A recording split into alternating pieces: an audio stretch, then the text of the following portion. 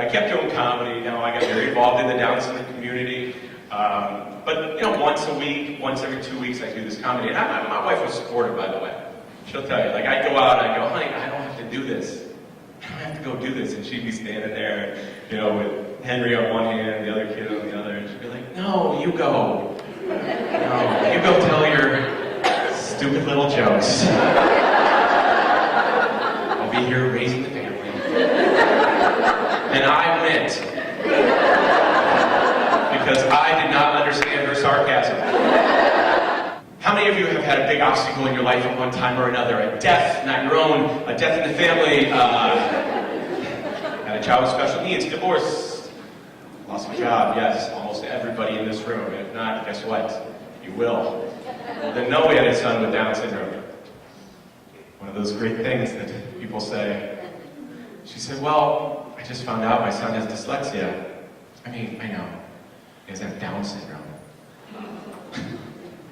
And my wife slapped her so hard. No. Is the mountain big enough? Don't go through these steps if it's not a mountain. Because these are not easy things to do. I'm not trying to put a bow and tell you how easy this process is. This is the biggest thing that's ever happened to you in your life. It floored you. It put you on your knees to the point that you did not know how you were going to live anymore. If it's not big enough, don't do this. The other side is your passion to get over it, to move through it, to manage it big enough. For us, it was simple. Boys, I could not give the life I needed to give them if I was on my knees, if I wasn't the best father I could possibly be. By the way, number one answer on the board, kids. Because along the way, in our world especially, people come by and they start to build that mountain back up for you, don't they? As you're working so hard to minimize it, they start to build it up. And they say things sometimes to you, little comments. Or they give you the pity face or the stare.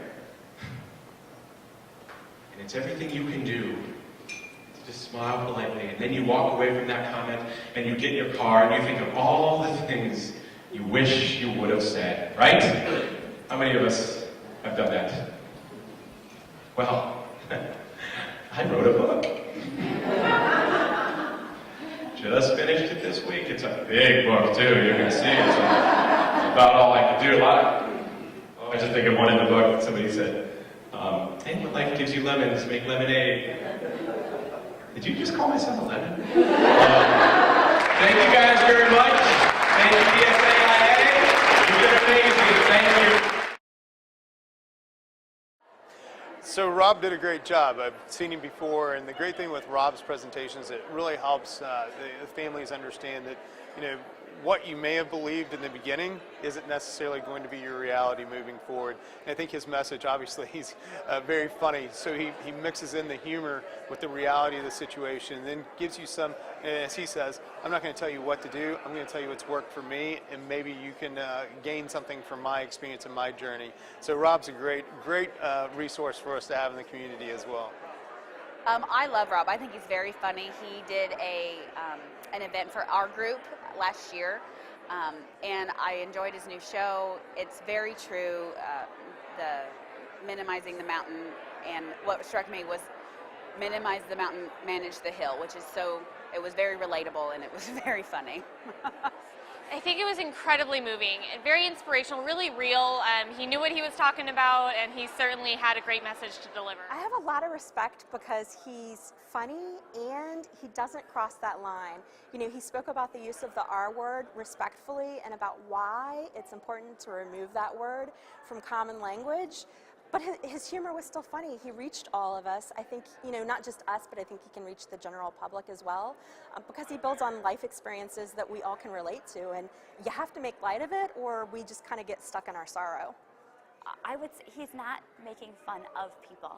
He's looking at the situations we've been through and shining a light on that and looking at the irony in those pieces. I felt like it was something that I knew I had experienced and just had to giggle at because, yep, that was exactly it. Yep, somebody said that to us. Yep, somebody said that to us. So it was really the experiences I think we've all had during this journey, and it hasn't even been that long, but I just felt like I heard myself very often laughing because it was so true for what he said.